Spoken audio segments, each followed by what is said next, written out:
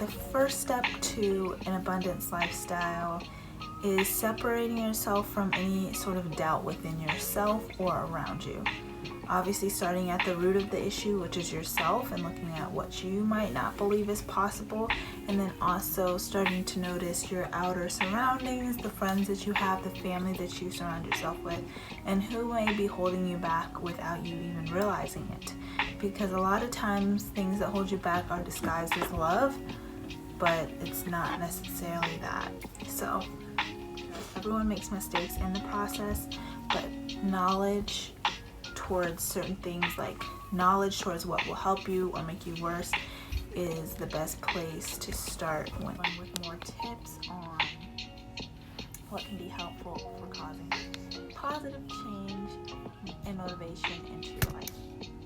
I want to start by saying that meditation and visualization, as well as breath work, are a triple threat. To me, it's very hands-on and easy to do breath work where you're being guided step by step on how many breaths to take and how to go about doing these breaths. It's up to you to be grounded and centered enough to really believe whatever you're trying to conjure up through visualizing.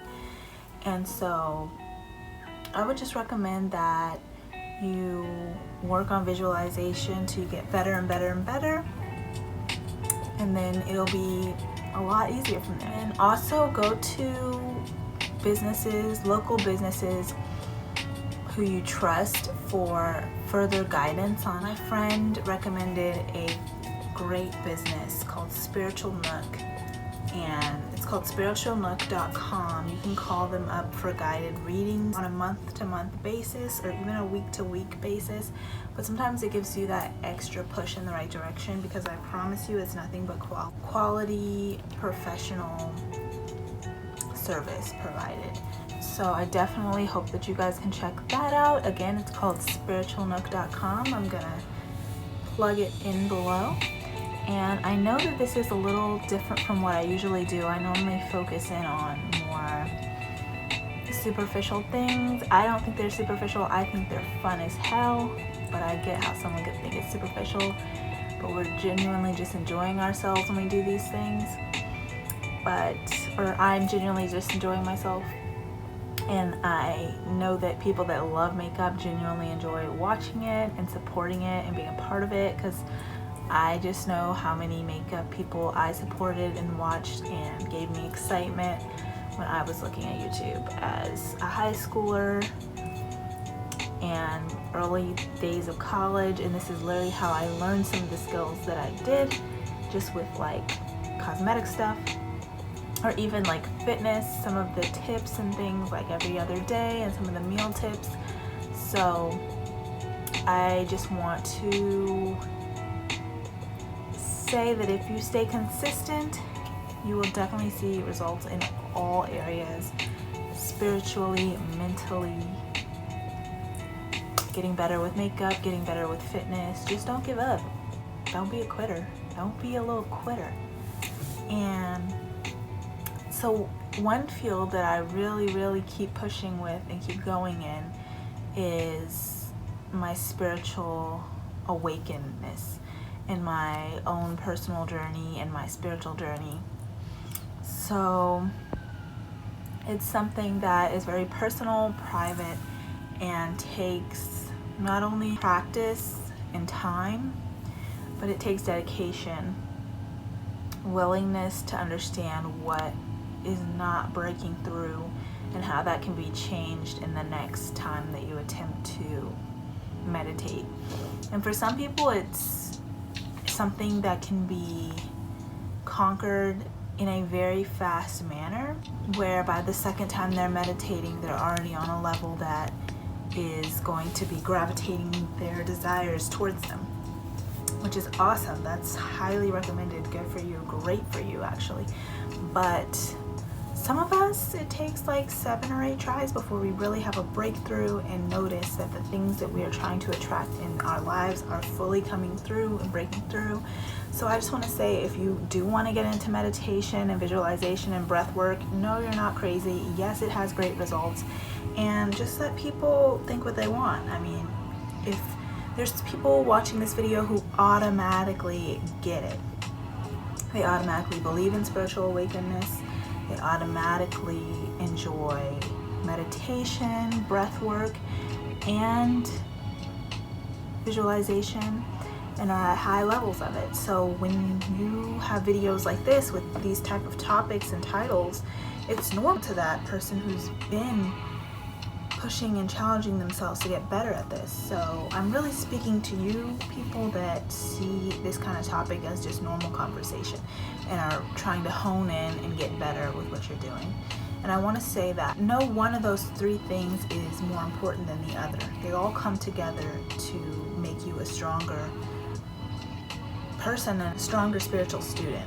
But I would say it is important to consider what inside yourself might be blocking you from manifesting certain blessings or certain desires, and then also to consider what around you could be blocking you from manifesting certain desires. And that's not to judge and say you need to not be friends with this person or not be around this family member. No, do what you want. Be around whatever friends you want.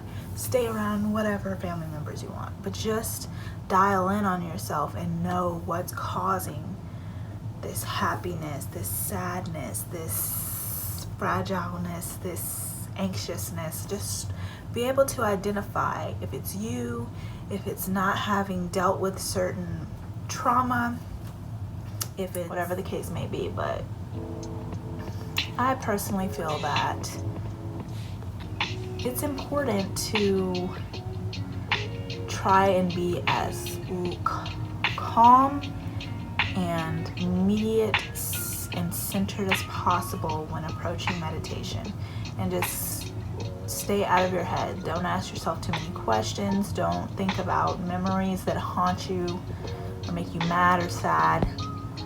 The ones that make you happy aren't bad, but they still might get you distracted. So just to almost be not asleep, but just somber and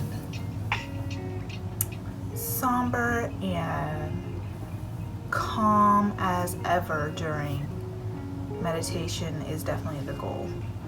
And if it leads to sleep, don't beat yourself up, because I've had that happen in the first times that I've tried to get back into meditation, where I fall asleep and I get mad at myself.